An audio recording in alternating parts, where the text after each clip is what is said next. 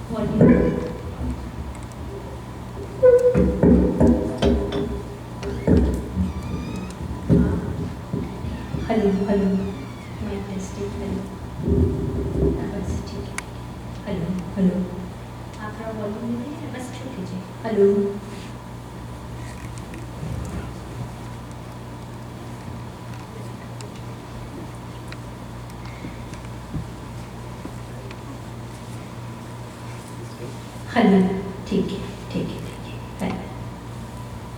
स्वामी जी बोलेंगे, आप बोलेंगे।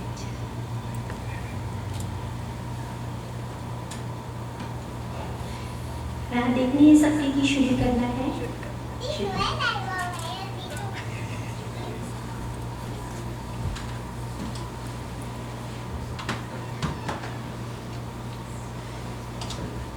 सब लोग हाथ जोड़ेंगे, आंखें बंद, थोड़ा सा वॉल्यूम जरा सा वॉल्यूम बढ़ा। हेलो, बस।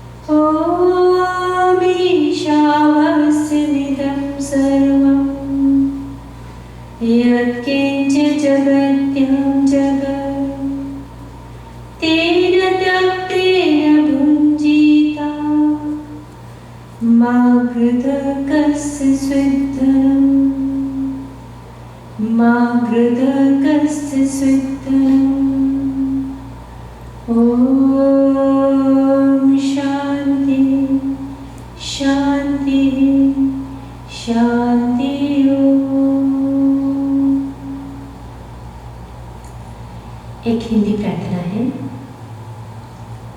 मैं बोलूँगी, आप सब दोहराएंगे। सांस सांस में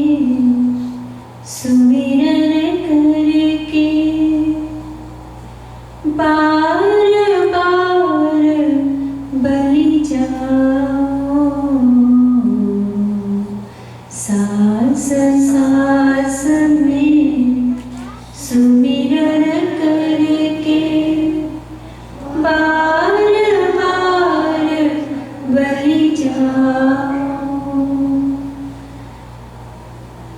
तुझ बिन मेरो कोई न भगवन, तुझ बिन मेरो कोई न भगवन, जिसको मैं अपनाऊं।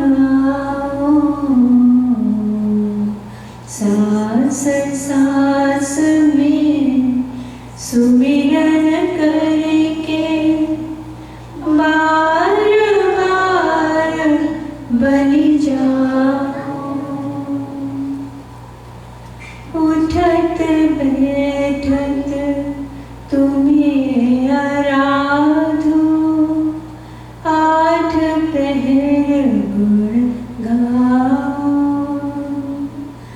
उठत बैठत तुम्हें आराधो, आठ प्रहर गुण गाओ। ओम ओम की मधुर ध्वनि में, ओम ओम की मधुर ध्वनि में अंदर ही खो जाओ। सांस सांस में सुमिरन करके बार बार बलि जाओ।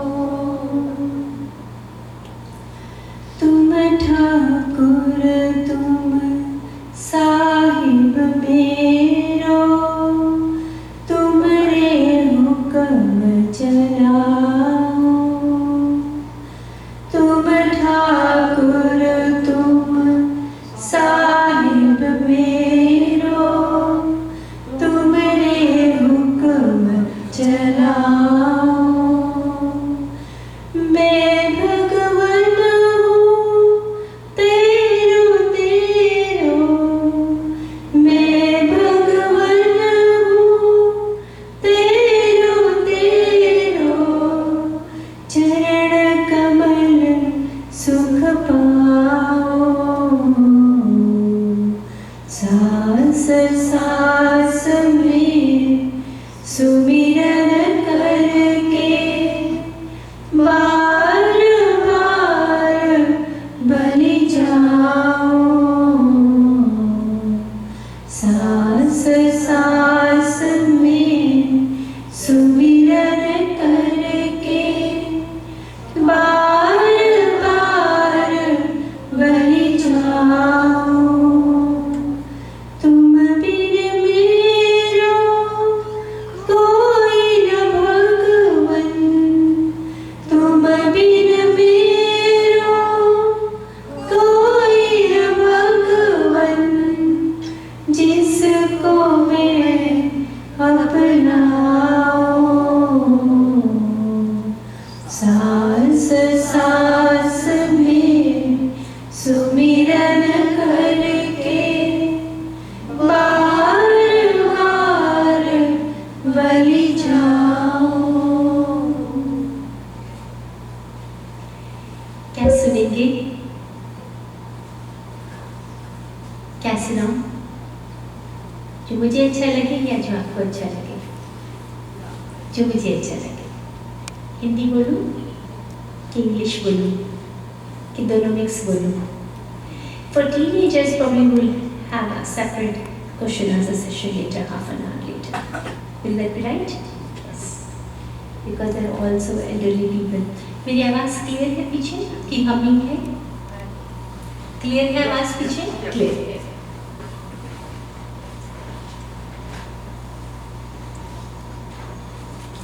बहुत वर्षों पूर्व की ये घटना है। शाम का समय है। एक संत खेतों की पगडंडियों से जा रहे हैं। सूर्यास्त है, शाम ढल गई है। किसान भी अपने घर से लौट रहे हैं, अपने घर लौट रहे हैं खेतों से। दिन भर काम किया है और शाम अपने घर की तरफ यात्रा है। जो वो संत है, जो फकीर है, वो नग्न है, उसके शरीर पर कपड़ा नहीं है। उस किसान ने ऐसे किसी व्यक्ति को, ऐसे किसी संत को देखा नहीं था और ठिठक के रुक जाते हैं और पूछते हैं, कौन हो तुम? मैं तो किसान हूं, मैं खेती करता हूं, अपने लिए भोजन इकट्ठा करता हूं, अपने बच्चों के लिए करता हूं, आसपास के सैकड़ों लोगों को खिलाता हूं। मैं किसान हूं, मेरी खेती है, मेरे बैल हैं। तो संत ने कहा, मैं भी किसान हूं। किसान प्रतिप्रश्न करता है कि तुम कैसे किसान हो? तुम्हारे पास में तो खेती भी नहीं है, तुम्हारे पास में हल भी नहीं है, बैल भी नहीं है, और तुम तो नग्न ऐसे हाथ खाली फकीर हो, तुम कैसे किसान हो? तो संत मुस्कुरा के कहते हैं, हम भी किसान हैं। शांत हृदय की भूमि पर श्रद्धा और विश्वास के बीच हम होते हैं। हमारा मानस हमारा हल है और हमारी साधना हमारी बैल है। शांत हृदय की इस भूमि पर प्रेम, अहिंसा और मैत्री के मैं फूल खिलाता हूं। मैं भी किसान हूं और कहता है कि मेरी खेती, मेरी फसल पक गई है और मैं गांव-गांव, शहर-शहर, नगर-नगर इस प्रेम, अहिंसा और मैत्री के फूल बांटने के लिए मैं घूमता हूं। मैं भी किसान हूं। भाई और बहनों, वो फकीर, वो संत, उसके पास में ऐसी अद्भुत क्षमता थी कि जो भी उससे मिला वो उसका हो गया। पशु तो मनुष्य, पशु भी झूम जाया करते थे उनकी उपस्थिति में। वनस्पति भी उनके उपस्थिति से आंदोलित हो जाती थी। कहते हैं वनस्पति की ऐसा क्या था उस संत में, अपने ही परिवार के, अपने ही फ्रेंड सर्कल में, अपने ही आसपास के लोगों से मित्रता करनी मुश्किल है। अपने ही फैमिली के लोगों से फ्रेंडशिप करनी, एक अच्छा कंजीनियर रिलेशनशिप बनाना मुश्किल होता है। और ऐसी क्या थी उनके अंदर में बात कि जो उन्होंने हजारों लोगों को अपना मित्र बना लिया। हजारों लोग उनके, वो जहां जाते थे लोग उनके साथ में प्रेम से चल पड़ते थे। और हमारा जीवन ऐसा है कि जिनके साथ में हम रहते हैं उनके साथ में भी हम अपना प्रेमपूर्ण संबंध नहीं बना पाते हैं। घर्षण है, घर्षण है, घर्षण है। रिसर्च हुई, पूछा लोगों ने कि क्या था उसमें ऐसी बात, तो उसका जवाब आया कि हम सबके बीच में अंदर में एक बीज है, एक सीड है, एक पॉसिबिलिटी के साथ हम सब पैदा होते हैं। लेकिन हमारी जो पॉसिबिलिटी है, जो मैनिफेस्ट होनी चाहिए, जो बीज टूट के जो उसमें से एक प्रेम का वृक्ष बनना चाहिए, वो नहीं बनता है। जिंदगी विदा हो जाती है और बीज बीज रह जाता है और हम खत्म हो जाते हैं। फिर नया जीवन, फिर नया जीवन, फिर नया जीवन। जो इम्पोर्टेंट है वो अनइम्पोर्टेंट लगता है, जो अनइम्पोर्टेंट है वो इम्पोर्टेंट लगता है। जो पॉसिबिलिटी हमारे भीतर में है, जिसके लिए ये मनुष्य जीवन मिलता है, उस पॉसिबिलिटी के लिए हम कोई काम नहीं करते हैं। जो छूट जाने वाला है, जो यहाँ रह जाने वाला है, उसके लिए हम बहुत ज़्यादा मेहनत करते हैं।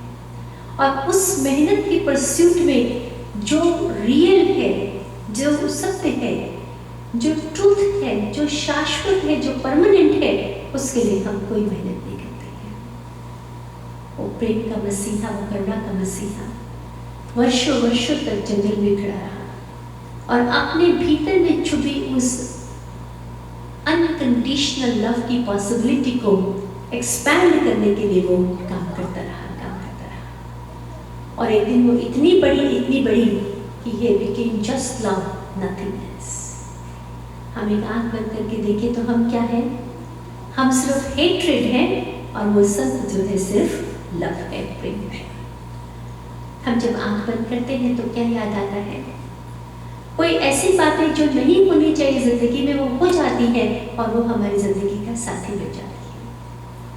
और उस ने कहा, उनको लोगों ने पूछा कि हमारे लिए क्या मार्ग है, हम कैसे अपना जीवन जिए? मेरा जीवन तो धुआं ही है। बात छोटी लेकिन मेरा एग्रेशन इतना बड़ा, बात छोटी उस पर एनालिसिस इतना बड़ा, और मैं अपने ही हाथ से अपनी जिंदगी को मैं धुआं बना देता हूँ, आग बना देता हूँ। ताकि मेरे लिए, हमारे लिए उपाय क्या है? तो संत ने कहा कि उपाय क्या है? सत्वेषु मैत्रीं गुणेषु प्रमोदम क्लिष्टेषु जीवेषु प्रभावम्। उन्होंने कहा कि जीवन जीने का एक तरीका है, एक मेथड है। उन्होंने कहा कि जो आपके जैसे लोग हैं, जो इंटेलिजेंस में आपके जैसे हैं, जो पढ़ाई लिखाई में आपके जैसे हैं, जिनका फाइनेंशियल स्टेटस आपके जैसा है, उनके साथ में एफर्ट के साथ में मित्रता करना। तो लोगों ने पूछा कि उन्हीं से मित्रता करना? तो संत ने कहा, भगवान ने कहा कि मित्रता नहीं करना, लेकिन मित्रता तुम्हारा स्वभाव बन जाए ऐसा प्रयत्न करना। हमारी मित्रता कैसी है? कॉज एंड इफेक्ट वाली मित्रता है, और अमेरिका में तो थोड़ी और ऐसी है। ये मेरे लिए 2 काम हुए हैं तो मैं गिन के 2 ही करूंगा, 2.5 नहीं करूंगा। तो हमारी एक कॉज एंड इफेक्ट वाली मित्रता है। मैं यहीं पर एक बार ह्यूस्टन में थी। ह्यूस्टन में एक बड़ा अद्भुत एक रेस्टोरेंट है, उसमें है coffee on the wall. Coffee on the wall है, आप सब कॉफ़ी पीने जाते हैं कॉफ़ी पीने। तो जब आप 2 कप कॉफ़ी ऑर्डर करते हैं तो कितनी कॉफ़ी मिलती है? 2 कप कॉफ़ी मिलती है। लेकिन उस अद्भुत रेस्टोरेंट में 2 लोग जाते हैं, लेकिन वो 3 कप कॉफ़ी का पेमेंट करते हैं। कॉफ़ी कितनी पीते हैं? 2 कप, और पेमेंट कितनी करते हैं? 3 कप कॉफ़ी की। तो उस होटल के मैनेजर को बोलते हैं कि from my side 1 cup coffee on the wall. फिर दूसरा कोई कपल आता है, वो 4 लोग हैं लेकिन कॉफ़ी 6 ऑर्डर करते हैं। 4 कप कॉफ़ी पीते हैं और 2 cup coffee on the wall. ऐसे करते करते वॉल पर 10, 20, 15 कप कॉफ़ी मिल जाती है। फिर एक ऐसा आदमी जिसके पास में कॉफ़ी पीने के पैसे नहीं है, वो इस रेस्टोरेंट में आता है और वो देखता है कि इस वॉल पे 15 कप कॉफ़ी है। वो बड़ी विनम्रता से कहता है मैनेजर को, I can not afford to pay my bill, but I want to take 1 coffee from the wall. और वो उस वॉल से वो कॉफ़ी लेता है, क्योंकि उसके पास में पैसे नहीं है, और एक बड़ा थैंक यू लिखता है उसके लिए जिसने बिना किसी कारण की हमारी मदद की है। हमारी ज़िंदगी कारण से मदद है, हमारी ज़िंदगी रीज़न से मदद है, हमारी ज़िंदगी गिव एंड टेक से मदद है। अगर हमारे भीतर में छुपी फ्रेंडशिप की पॉसिबिलिटी को बड़ा करना है तो बिना कारण से मदद कर देना, बिना कारण से मदद करना। कुछ लोगों को आपको लगता है लाइफ में कि वो सब लकी है, जस्ट उनको चीज़ें ऐसे ही मिल जाती हैं, और हमको बहुत हार्ड वर्क करना पड़ता है कुछ भी हासिल करने के लिए। तो जिसको आज बिना कारण के मिल रही है, उसने कहीं और कभी हार्ड वर्क किया है और हमें आज हार्ड वर्क करना पड़ रहा है। तो मित्रता एक पॉसिबिलिटी है, लेकिन हमारी जो वो पॉसिबिलिटी है हम उसको मैनिफेस्ट नहीं कर पाते, एक्सपैंड नहीं कर पाते हैं। बात छोटी होती है, बहुत छोटी होती है, लेकिन हम लेट गो नहीं कर पाते, इसलिए इतनी छोटी सी बात इतनी बड़ी बन जाती है। और जो हमारी एनर्जी है, जो मित्रता की एक बीज को एक्सपैंड करने के लिए खर्च होनी चाहिए थी, वो कैपेसिटी जो है वो आर्गुमेंट में चली जाती है। ऐसे एलए में तो आप लोग नहीं करते ना आर्गुमेंट, यहाँ तो बहुत अच्छे लोग हैं, हम लोग तो नहीं करेंगे आर्गुमेंट। जो मित्रता की कैपेसिटी हमारी एक्सपैंड होनी चाहिए थी, वो कैपेसिटी हमारी उस आर्गुमेंट में खत्म हो जाती है।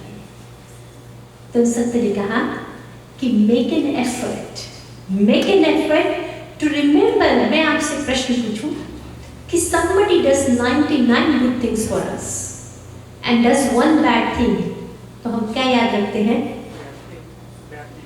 जल्दी से सच सच बता दो, क्या याद रखते हैं? क्या याद रखते हैं?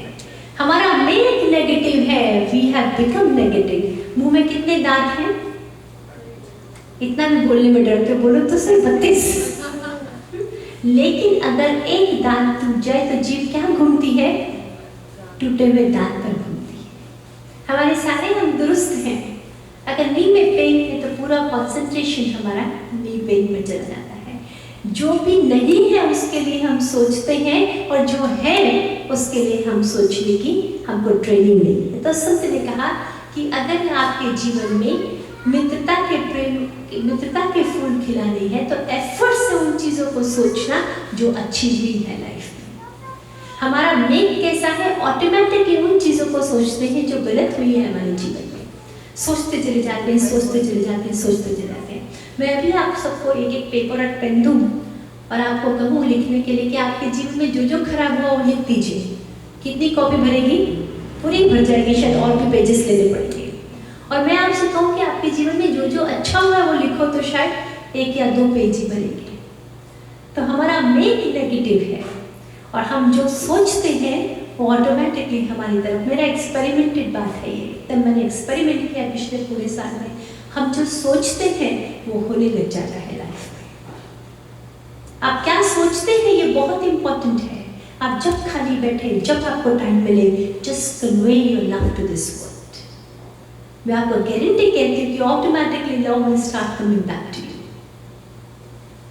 जब भी आप खाली बैठे, just convey friendship to this world. I can guarantee you, friendship will start coming back to you. ये जिंदगी एको है।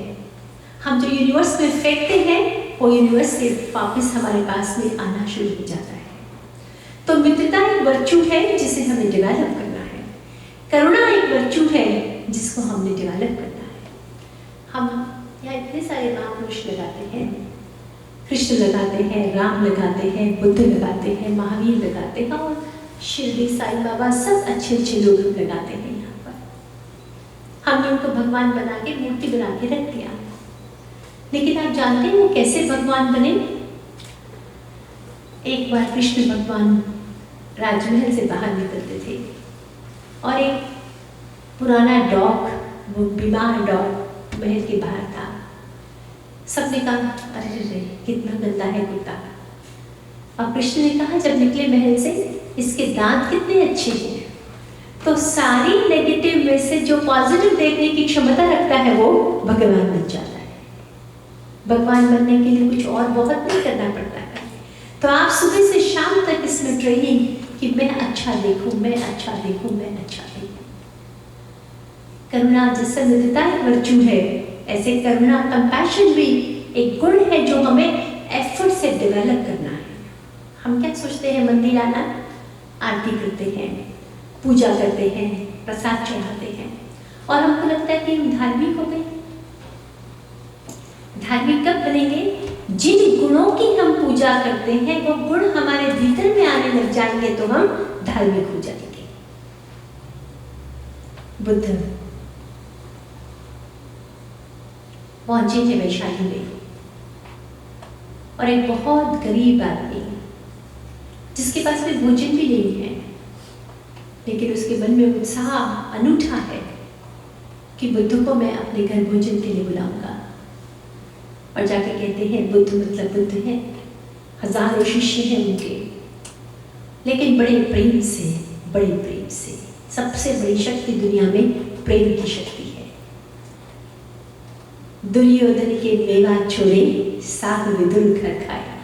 प्रेम की दुर्योधन के घर के मेवा छोड़कर विदुर के घर खाए भोजन।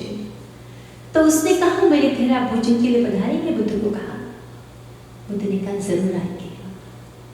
खुशी का पार नहीं कि बुद्ध मेरे घर पर, झोपड़ी भी बराबर नहीं है, क्या बनाऊं और क्या न बनाऊं। मशरूम समझते हैं? मशरूम कुकुरमुत्ता। बिहार में बरसात के दिनों में जगह जगह पर मशरूम हो जाता है। उसके पास में भोजन तो नहीं है, लेकिन वो ये सोचता है कि चलो मशरूम की सब्जी बनाऊंगा और रोटी बनाऊंगा बुद्ध के लिए।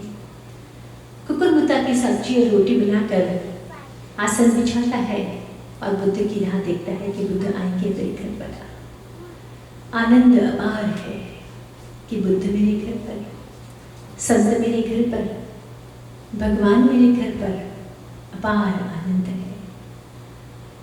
बुद्ध आते हैं तो स्पीचलेस हो जाता है, स्टन हो जाता है कि क्या बोलूं मैं, कि भगवान विराजो मुझ गरीब के यहाँ, मेरे जैसे व्यक्ति के घर पर आप भोजन, धन्य भाग मेरे। खुशी इतनी है कि कुकुरमुत्ता की सब्जी चखता भी नहीं है, मशरूम चखता भी नहीं है, और बना के रख देता है भोजन के सामने, और एक छोटा सा पंखा लेकर बैठता है कि मैं देखूंगा भगवान को भोजन करते हुए, मैं देखूंगा बुद्ध को खाते हुए।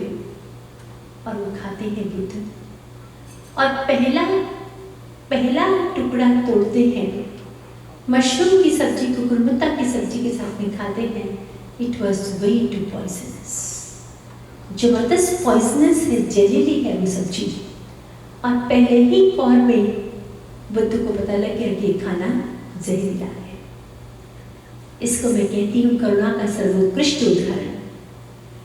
अब डिबेट बुद्ध के मन में कि अगर ये कहता हूँ कि ये जहरीला है तो इसका जो अपूर्व भाव है वो टूट जाएगा। और एक और फिर दूसरा, फिर तीसरा, फिर चौथा। वो जो निर्धन व्यक्ति है तो अपार खुशी में कि भगवान को मेरी सब्जी इतनी अच्छी लगी, और लीजिए और लीजिए और लीजिए। एक एक कौन के साथ में शरीर में जहर, फिर शरीर में जहर, फिर शरीर में जहर। और बुद्ध सोचते हैं कि जीवन तो विदा हो ही जाएगा, खत्म ही हो जाएगा, तो इसके भाव को, इसके प्रेम की, इसके जो अनंत इसके मन में मेरे प्रति जो समर्पण है उसको मैं क्यों तोड़ दूं। और आंखों से आंसू उस गरीब व्यक्ति के कि भगवान ने मेरे घर भोजन किया। भोजन समाप्त होता है और बुद्ध आशीर्वाद करके निकलते हैं, और जब उनका विश्राम कर वहां पहुंचते हैं और आनंद को कहते हैं कि आनंद, जीवन समाप्त हुआ, मेरे निर्वाण की तैयारी होगी। आनंद कहता अभी तो हम भोजन करके आ रहे हैं, आप कह रहे हैं कि जीवन की संध्या आ गई। तो बुद्ध कहते हैं कि जहरीला था भोजन बुद्ध, आनंद, जिसने मुझे भोजन करवाया उस मशरूम कुकुरमुत्ता की सब्जी जहरीली थी। आनंद से डरे हुए आनंद खड़ा हो गया गुस्से से कि किसने आपको ऐसा भोजन करवाया, हम उसको दंडित करेंगे, उसको हम मार देंगे। बुद्ध कहते हैं कि नहीं, गांव में डुगडुगी तो पिटवा देना कि जिसने बुद्ध को अंतिम भोजन कराया वो महाभाग्यशाली है। करुणा का ये सर्वोत्कृष्ट उदाहरण है। बुद्ध विदा हो जाते हैं और उस गरीब व्यक्ति के दुख का पार नहीं कि मेरे भोजन से बुद्ध की मृत्यु हो गई, लेकिन मृत्यु होने के क्षण तक भी बुद्ध के मन में उसके लिए रोष न आया। मैं कहना चाहती हूँ कि हमारे लिए जब सब अच्छा करते हैं तो हम अच्छे हो ही जाते हैं, लेकिन परीक्षा की घड़ी कब आती है कि जब कोई हमारे साथ में नेगेटिव करता है, तब ये सोच आ जाना हमारे मन में कि कोई बात नहीं, उसने जो किया सो किया, मैं अपना रास्ता नहीं छोड़ूंगा। उस दिन आप हुए धार्मिक।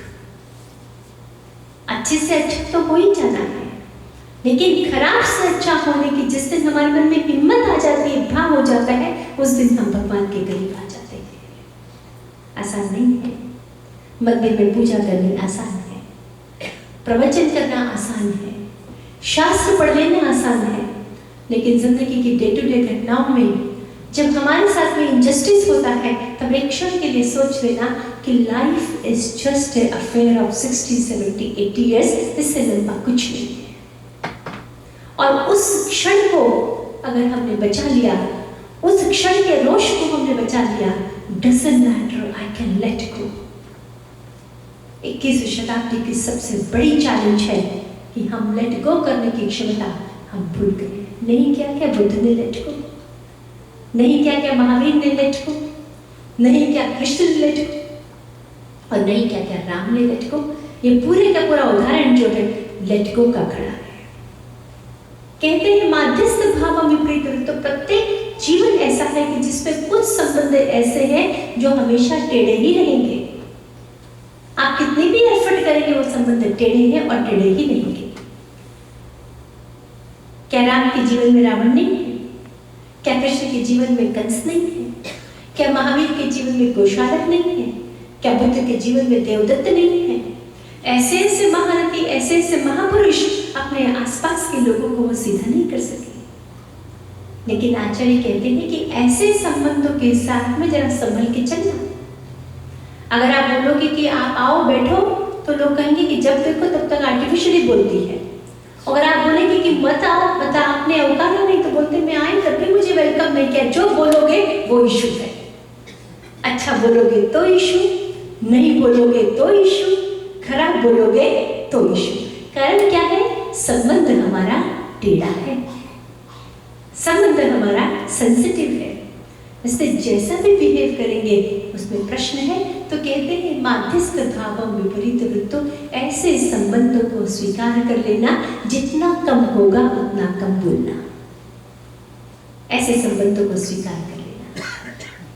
एक छोटी सी बात में द्रौपदी ने कह दिया, अंधों के बेटे अंधे, और दुर्योधन नहीं स्वीकार कर पाए, इसलिए इतना बड़ा महाभारत हो गया। वही बात जिसके साथ में हमारा संबंध स्ट्रॉन्ग है वो कह देता है तो हमको कुछ नहीं लगता है, और वही बात जिसके साथ में हमारा संबंध वीक है वो कहता है तो हम आन पर हमारा चीज लग जाता है। बात क्या हो रही है इसमें इतनी इंपॉर्टेंस नहीं है, हमारा उसके साथ में संबंध कैसा है वो इंपॉर्टेंट है। तो ऐसे लोगों के साथ में हम अपनी इस बात को स्वीकार कर लेना कि संबंध टेढ़ा है। उस संबंध टेढ़े में जितना हम कम बोलेंगे उतना हमारी जिंदगी हसीन हो जाएगी। माध्य स्वभावम विपरीत वृत्तम। आपको लगता है कि आप धार्मिक हैं? लोग मुझे पूछते हैं कि आप कैसे कहेंगे कि व्यक्ति धार्मिक है? शायद स्वामी जी कहेंगे कि जो रोज सुबह शाम आकर यहाँ पर पूजा करता है वो धार्मिक है, जो प्रसाद बना देता है वो धार्मिक है, जो दान कर देता है वो धार्मिक है, जो किताबें पढ़ता है भगवान की वो धार्मिक है। कौन धार्मिक है? Who is the most religious person? मैं कहती हूँ कि जिसके जीवन में कंप्लेंट्स नहीं है, शिकायत नहीं है, वो व्यक्ति सबसे ज्यादा धार्मिक है। पहले के लोग करते हैं शिकायत। आज हिंदू में मुझे बता रही थी, वेदर गर्म है तो गर्म क्यों है, ठंडा है तो ठंडा क्यों है, ज्यादा लोग हैं तो ज्यादा लोग क्यों है, कम लोग हैं तो कम लोग क्यों है। जो है उसमें हमें समाधान नहीं है, ये अधार्मिक होने की सबसे बड़ी निशानी है। जिनके घर में 2 ही लड़के हैं उनको लगता है लड़की क्यों नहीं है, जिनके घर में 2 ही लड़के हैं उनको लगता है लड़का क्यों नहीं है, जिनके घर में वाइफ काम करती है तो दूसरे जहाँ काम नहीं करती वो अच्छे है, जो काम करती है उसको लगता है जो नहीं करते हैं वो मुझसे बेटर। मतलब all the time we feel that grass is greener on other side। पूरी जिंदगी स्ट्रगल करते हैं कि खिड़की दरवाजा क्यों नहीं हो जाती और दरवाजा खिड़की क्यों नहीं हो जाती। जो हिंदुस्तान में वो उनको लगता है जो अमेरिका में है they are far better than us, और जो यहाँ पर वो सोचते हैं यहाँ क्यों पड़े, मैं अकेले, यहाँ कोई है ही नहीं हमारा, इसके पीछे हिंदुस्तान ही अच्छा है। इसलिए हम जहाँ हैं हमें वहाँ समाधान नहीं है। तो धार्मिक कौन? जो जीवन की सिचुएशन को एक्सेप्ट कर सके, मैरिडली एक्सेप्ट कर सके, हैप्पीली एक्सेप्ट कर सके, वो धार्मिक है। हम एक दूसरे को स्वीकार नहीं कर पाते हैं, नहीं कर पाते, अंत तक नहीं कर पाते हैं। हमारे मन में हमेशा कल्पनाएं चलती रहती है, मेरे हस्बैंड ऐसे होते तो, मेरी वाइफ ऐसे होती तो, मेरी मदर इन लॉ ऐसे होती तो, मेरे फादर इन लॉ ऐसे होते तो। लेकिन जो है उसको तो स्वीकार करो, उसको तो चेंज कर नहीं सकते। हम चेंज नहीं कर पाते हैं और उसी स्ट्रगल में हमारा समय व्यतीत हो जाता है। जिंदगी 21वीं शताब्दी में सबसे अगर कोई सेंसिटिव चीज है तो ह्यूमन रिलेशनशिप सबसे सेंसिटिव है। इसको कह नहीं सकते कि तू उठ जा या बैठ जा, तुरंत लग जा। हम गुजराती में कहते हैं वागी जाए, कौन सी गुजराती है? गुजराती में वागी जाए ना अपने तक तुरंत लग जाती है, बातचीत हो जाती है। एक राजा अपने वजीर के साथ में जाता है जंगल में। राजा कहता है कि आज मैं तुझे फल खिलाऊंगा। जंगल में से एक फल मिल जाता है उनको, अच्छा। राजा उसके पीसेस करता है, छोटा सा नाइफ है उसके पास में, तो एक पीस मंत्री को देता है, बड़े प्रेम से वो खा लेता है। कहता है मैं तुझे खिलाऊंगा आज। फिर दूसरा भी खा लेता है, फिर तीसरा भी खा लेता है। तो राजा कहते हैं कि तू कैसा, आप तो कहता भी नहीं कि आप तो खाइए कम से कम एक पीस, तीनों ही आपने खा लिए हैं। तो राजा ने चौथा पीस खाया तो पता लगा कि फल तो बेहद कड़वा था। तो वो कहता है इतना कड़वा फल खा लिया तुमने? तो बोलता है राजन, आपके हाथ से हमेशा मीठा मीठा खाता हूं तो एक दिन कड़वा ही सही है, कोई बात नहीं है। ऐसी जिसकी तैयारी होती है उसकी जिंदगी में क्लेश नहीं होता है। लड़ाई किससे करते हैं हम? राह चलते आदमी से कि घर के आदमी से? यहाँ तो कितने लोग चलते हैं हाईवे पर, स्मॉल वे पर, फ्री वे पर, कितने लोग चलते हैं, उनसे लड़ाई करते हैं ज्यादा? बोलो तो सही। बिल्कुल नहीं करते हैं। लड़ाई हम किनसे करते हैं? घर के लोगों से हमारी लड़ाई है। ये सिंबॉलिज्म है कि जिनसे प्रेम है उनसे लड़ाई होगी। लेकिन हम बड़े जबरदस्त लोग हैं। जब हम आपस में प्रेम करते हैं, रेस्टोरेंट में जाते हैं या हॉलीडे पे जाते हैं, तो अपने बैक होम इंडिया में फोन करके नहीं बोलते कि वी हैड गुड टाइम। लेकिन जैसे आर्ग्यूमेंट होती है तुरंत इंडिया फोन करेंगे कि I had a very bad day today. और उस बात को हम बड़ा करने की कोशिश करते हैं। मैं आपसे कहना चाहती हूँ कि इस प्रवचन में आए हो, दो लोग साथ में रहेंगे तो झगड़ा तो होना ही है, नो मैटर व्हाट। लेकिन प्रथमं भाषयति रामः, जो सबसे पहले जाके सॉरी बोलेगा वो भगवान का आदमी हो जाएगा। झगड़ा तो होगा, मैं नहीं कह सकती हूँ कि नहीं होगा, होगा होगा होगा। जब तक आप संन्यास नहीं ले लेंगे और भगवान नहीं बन जाएंगे तब तक झगड़ा होगा। लेकिन झगड़ा होने के बाद में हमारी जो ईगो खड़ी होती कि कौन बोले पहले सॉरी, वहां ज्यादा बात बड़ी है। प्रथम भाषयति रामः, जो पहले बोलता है सॉरी वो बनता है भगवान का आदमी। और अच्छी बातों को प्रसारित करना, और हो जाता है झगड़ा, उसकी चर्चा मत करना। It's okay, it's one of those things, it can happen in life, don't discuss about that, just forget it and move forward. तो जब कड़वा फल खाने की, मीठा फल तुम्हारे हाथ से खाया है तो कड़वा फल खाने की भी तैयारी मेरी होनी ही चाहिए। इसी का नाम परिवार है, इसी का नाम फैमिली है, इसी का नाम रिलेशनशिप है। हम और एक दूसरे को कुछ कह ही नहीं पाएंगे तो उसको हम परिवार नहीं कहते हैं, वो तो फिर फॉर्मेलिटी है। परिवार किसको कहते हैं कि जो मन में आया वो कह दिया, उसका नाम परिवार है। और जब हम फ्रेंड्स के साथ में थोड़ा हमारी फॉर्मेलिटी है, इसलिए सब कुछ हम नहीं कह पाते हैं, सब कुछ नहीं कह पाते हैं। तो कौन धार्मिक है? जिसके जीवन में शिकायत नहीं है, कंप्लेंट्स नहीं है, वो धार्मिक है। मैं हर बार आती हूँ, हर बार कहती हूँ, आप तो सब हिंदुस्तान से आए हैं। मैं उन हजारों बच्चों के बीच में काम करती हूँ जिनके पास में मॉर्निंग ब्रेकफास्ट भी अवेलेबल नहीं है। हजारों आम के बीच, पेड़ों के बीच में उनकी स्कूल है। छोटे छोटे बच्चे, पैर में शूज भी नहीं है, ऐसा बड़ा सा झोला लटका कर नदी पार करके वो स्कूल में आते हैं। आमों के झाड़ के बीच में से निकल जाते हैं आम। 10,000 किलो मैंगो इस बार में आया, उनके बीच में से चले जाते हैं वो बच्चे। एंड टू माय सरप्राइज, एक भी आम, एक भी बच्चा नहीं तोड़ता है। मैं उनको पूछती हूँ कि मन नहीं होता आम खाने का? तो बोलते हैं कि नहीं। हमारी स्कूल, मतलब जो स्कूल विलायतन की है, उसमें सिखाया है कि जो चीज़ नहीं दी जाती है वो नहीं लेनी चाहिए, वो स्टीलिंग है, वो चोरी है। और विलायतन के बच्चे चोरी नहीं करते हैं, आम नहीं तोड़ते हैं बच्चे। तो मुझे लगता है कि इतने अभाव में एक आइसक्रीम मिलना फीस्ट है, शूज मिल जाना ईश्वर का वरदान है, सुबह का नाश्ता नसीब हो जाना बिग डे है। ऐसे अभाव में पल रहे बच्चे भी ऐसी हाई मॉरल वैल्यू के साथ नहीं रह सकते हैं कि जो चीज़ नहीं दी गई है वो हम नहीं देंगे। तो हम तो कितने लबालब भरे हैं, कितने लबालब भरे हैं। एक चीज़ खाना चाहते हैं तो हजार चीज़ें हैं हमारे पास में। एक कपड़ा पहनना चाहते हैं तो क्लोजेट में, वार्डरोब में कपड़े समाते नहीं हैं, इतने कपड़े हमारे पास में हैं। कौन है धार्मिक? जिसका जीवन अहोभाव से भरा है वो धार्मिक है। जिसका जीवन ग्रैटिट्यूड से भरा है कि मुझे जो मिला है, मैं तो उसके लायक भी नहीं था, तब भी मुझे इतना मिला है। जो ईश्वर के पास में आके धन्यवाद देता। लेकिन हमारी प्रार्थना कैसी है? आते हैं, डिमांड खड़ी है, ये देना, ये देना, ये देना। एक दिन ऐसी प्रार्थना करना कि मेरे प्रभु तू इतना बता, तेरे लिए मैं क्या करूं। कौन है धार्मिक जिसके जीवन में शिकायत नहीं है? दूसरा धार्मिक कौन? जिसका जीवन ग्रैटिट्यूड अहोभाव से भरा है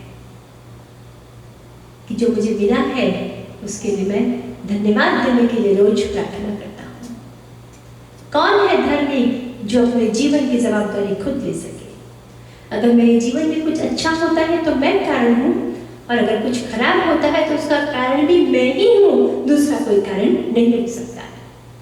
अच्छा हुआ तो मैंने किया और खराब हुआ तो इन्होंने किया, ऐसा मैथमेटिक्स हम नहीं लगा सकते। तो जिंदगी का जो विज्ञान है, जिंदगी का जो गणित है, वो बहुत सिंपल है, सरल है। Provided we want to make ourselves very happy. Meena ji ने मुझे कहा कि साक्षी भाव पर आप बात करना। साक्षी भाव अल्टीमेट है। साक्षी भाव की बात समझने के लिए पहले आत्मा की बात समझनी होगी। पहले ये समझना होगा कि मैं ये शरीर नहीं हूं, मैं शुद्ध बुद्ध निरंजन चैतन्य हूं।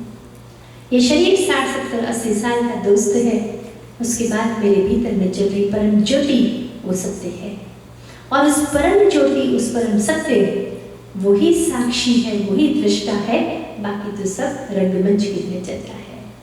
विनय जी की बात समझाने के लिए थोड़ा और बहुत सुंदर टाइम चाहिए, और आप कभी समय निकालेंगे तो साक्षी भाव दृष्टा भाव की बात में, और जिसको साक्षी भाव समझ में आ गया, जिसको दृष्टा भाव समझ में आ गया, उसको जीवन का एकदम गुणतम रहस्य समझ में आ गया।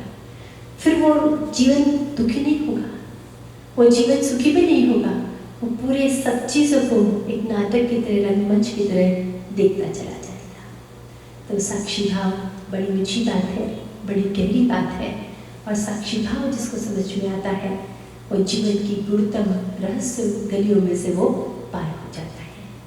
तो ये बस छोटा सा जीवन का विज्ञान कि उनसे करना मित्रता जो आपके जैसे हैं, जो आपसे कमजोर है उनके लिए करुणा करना, और प्रयत्न से गुणेशु प्रमोदम जो आपसे बेटर है उनको एप्रिशिएट करने की हिम्मत करना। एप्रिसिएशन करना बहुत मुश्किल है, बहुत मुश्किल है। अभी यहाँ मंदिर में आपको चाय सर्व की जाएगी, या हर बार संडे जब भी आप लोग कुछ खाते पीते 1000 बार भोजन करेंगे और 1000 बार अच्छा भोजन करके चले जाएंगे तो कदाच हम शायद कहेंगे भी नहीं कि अच्छा है, लेकिन एक बार खराब बन जाएगा तो लंबा डिस्कशन करेंगे कि आज today the food was not good. तो एप्रिसिएशन जो हमसे बेटर है उनको एप्रिसिएट करने की आर्ट आप डेवलप कर लेना। कुछ कॉस्ट नहीं लगती है, लेकिन हमारा मन, जैसे ही मैंने कहा कि तुमने अच्छा काम किया तो मेरी लाइन आपसे छोटी हो गई, इसलिए मैं बोल ही नहीं पाता। मत करना प्रार्थना ना करनी हो तो, मत करना मंत्र जाप ना करना हो तो, लेकिन अपने घर के लोगों की क्वालिटी को एप्रिशिएट करना जरूर सीख लेना। लोग मुझे आके पूछते हैं मेरे धर्म में हम कौन सी माला करें, पार्श्वर भगवान की करें, भगवान महावीर की करें, और अलग अलग माला बोलते हैं। मैं बोलती बाकी कुछ बात नहीं करना, लेकिन अपने घर के लोगों की गुणों की माला जपना जरूर शुरू कर दो। 1000 चीजें गलत करते हैं वही दिखती है, लेकिन हमारे घर के लोगों में, बाकी तो मंदिर में तो एप्रिसिएशन कर ही लेंगे कि हाँ फूड वाज वेरी गुड, लेकिन घर के लोगों को अप्रिशिएट करना बहुत चैलेंजिंग टास्क है। हम साथ में रहते हैं ना, तो साथ में रहने के बाद जो जो गलत होता है वो दिखता है, लेकिन एप्रिसिएशन करना बहुत मुश्किल है। अगर जीवन की हम राजा बनना चाहते हैं तो मित्रता, cultivate the virtue of friendship, cultivate the virtue of compassion, cultivate the virtue of appreciation, and cultivate the virtue of ignoring the people who do not you get along. बस इतनी छोटी सी बातें हैं जो जीवन को आपको राज्य बना देगी। मुझे ऐसे तो आज रहना था यहाँ पर, लेकिन मेरे जो गुरु हैं आचार्य चंदना जी, श्री 80 years old, उनकी तबीयत कुछ खराब है, इसलिए मुझे अभी फ्लाइट लेकर मैरीलैंड जाना होगा। इसलिए 9:15 बजे है, लेकिन मैं थोड़ा समय क्वेश्चन आंसर के लिए रखती हूँ, 15 minutes। So young kids can ask, elderly people can ask, anybody can ask any question. Yes. So if someone is trying to study hard and trying to do something in their life, they can try to spread love and friendship along with that? Of course, of course. You know, people always say that, well, I'm trying to develop myself once I'm finished my studies. It's a together journey. It's a together journey. You develop yourself externally, you develop your mind and brain, but at the same time, you develop the inner virtue of love and friendship with everyone. All you need to do, just sit down every day, take a deep breathing, and just say to yourself, my love to everyone in the world. I have no enemies and I'm friend to all. I can guarantee you, love will start coming back to you. Thank you. Yeah. What's your name? Megha. Megha. Anybody else? I have. What happens to us when we die? Like after What happens to us when we die? After death. After death? I don't worry too much about that. I thought. I worry too much about this life only. Right? Because you just only have to work hard to make this life beautiful. Right? If your every day is beautiful, if there is another life, that is going to be beautiful anyway. But all Eastern religions think, they believe that we have multiple lives. So once you leave this body, your soul will automatically enter to another body. And Do you also believe that? of course, of course. Anybody else? How do you achieve self-realization? How do you achieve self-realization? Are you closer to that? Well, Do you have interest in that? I was just a little curious because You're curious. I've heard it. Self-realization, it starts with faith, right? And it finishes with faith, right? You need to, it's a catch-22 situation. Unless you have a faith, you can't experience that. And unless you have experience, you can't have, unless you have experience, you cannot have faith. But in my understanding, you need to start from somewhere. You need to start, well, must be something beautiful within me. It cannot be just a body of chemical reaction. It has to be much more than that. And what is that much more than that? Uncomparable. It's just unlocking a tremendous potential within you, right? And when it is unlocked, you realize yourself. And how do you get it? The starting point is faith. The method is Sakshi Bhav, like you become an observer. And third, less and less thorns and more love to everyone. Then automatically that gate open to you. Megha? So there's so many religions In this They all world. follow Hinduism. So can only Hindus achieve self-realization? Not really. Anybody can in the world. There are different paths, right? Ultimate realization is realization. You know, Megha, soul is soul. You cannot have Jain soul or Hindu soul or Buddhist soul. Soul is soul. So Buddhists is one way, Jains is one way, Hindus are one way, Christians are one way. So there are different methods to achieve the final target. And I always say that if there is God in the world, it cannot be Jain God, Hindu God, Buddhist God. It has to has one God in the world. It has to has one heaven in the world. We only have limited vision because we can only see this much. But once somebody is realized, he or she can say this much.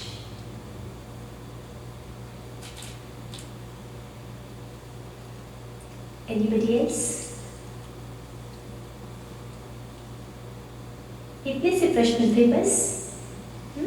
बहुत अच्छे बच्चे हैं आपके इस group में। इनके लिए कुछ क्लासेस वगैरह होती हैं कि नहीं बच्चों के लिए? होती हैं क्लासेस?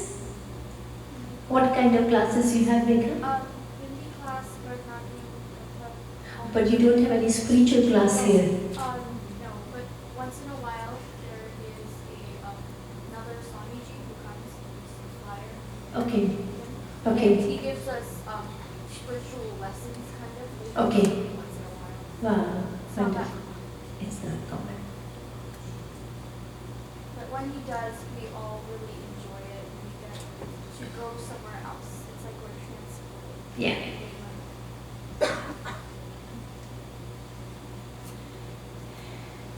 नहीं, मैं पूछूं प्रश्न?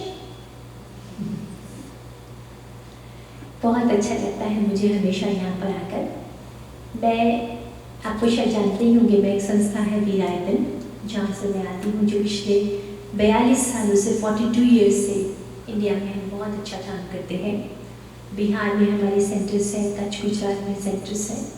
We run schools for children who cannot afford their education, underprivileged kids, single parent children, orphan kids. हमारा ये स्टोरी काफ़ी सक्सेसफुल हुआ है, and now we decided to do 200 schools in the entire country. उसी के लिए हमारा एक ग्लोबल कन्वेंशन था न्यू जर्सी में, जिसके लिए मैं आई थी, और उसी एक्सटेंशन में मैं यहाँ पर LA में आई हूँ। तो आप कभी भी हिंदुस्तान आए तो आप ज़रूर हमारे सेंटर पर आइए, बिहार में आइए, कच्छ में आइए, you will feel very different there. Yes, आप लास्ट वीक कच्छ में आए थे, you have seen everything. Yes, wonderful. और बहुत अच्छा लगता है यहाँ की क्यूरियोसिटी देख के भी, मुझे बहुत अच्छा लगता है, साथ खासकर यंग बच्चों के मन में। तो मैं इस टेम्पल के जो भी ऑर्गेनाइजर्स हैं, खास करके स्वामी जी को बोलूँगी कि कभी भी आप यंगस्टर्स को हमारे यहाँ भेजिए, हम थोड़ा अच्छा काम भी करेंगे, और जो आपकी डीपेस्ट क्वेरीज हैं, we'll try to resolve that also, and we'll try to give you some experience also over there, right? So anytime you can come and have some days spent there to do some good work in that area. Rohan has been to our place for many, I think 3-4 times already.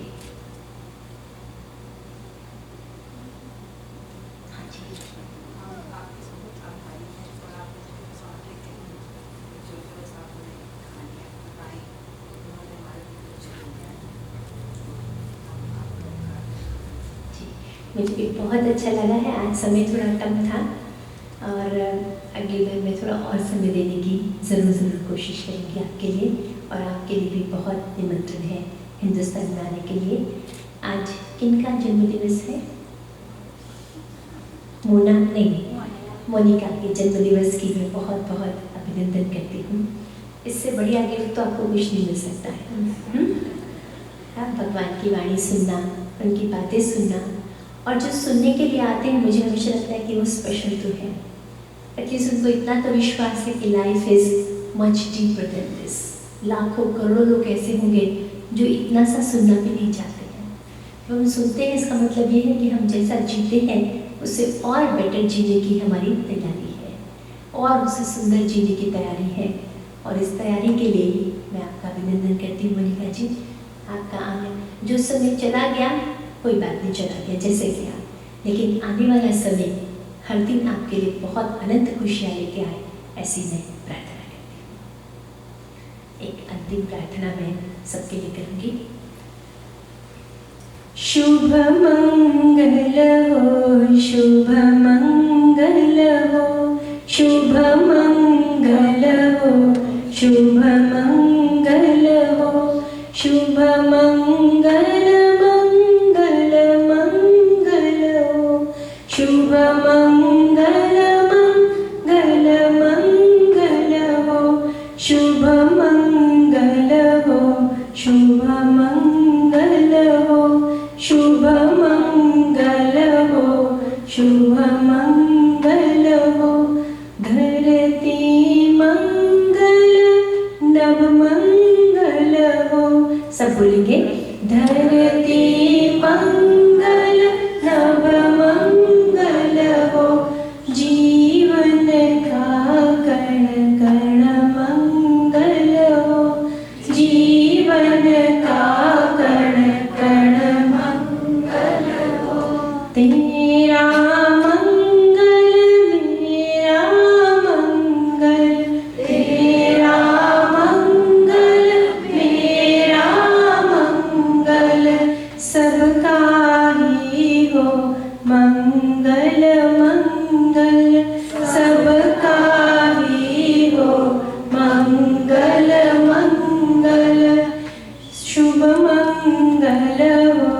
शुभ मंगल हो, वंदन मंगल आशीष मंगल, वंदन मंगल आशीष मंगल, गुरु चरणों में नमन हो मंगल, गुरु चरणों में नमन हो मंगल, शुभ मंगल हो, शुभ मंगल हो, शुभ मंगल हो, शुभ मंगल हो।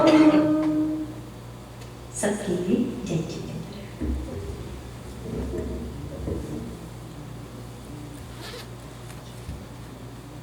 बैठना है कि जाना है?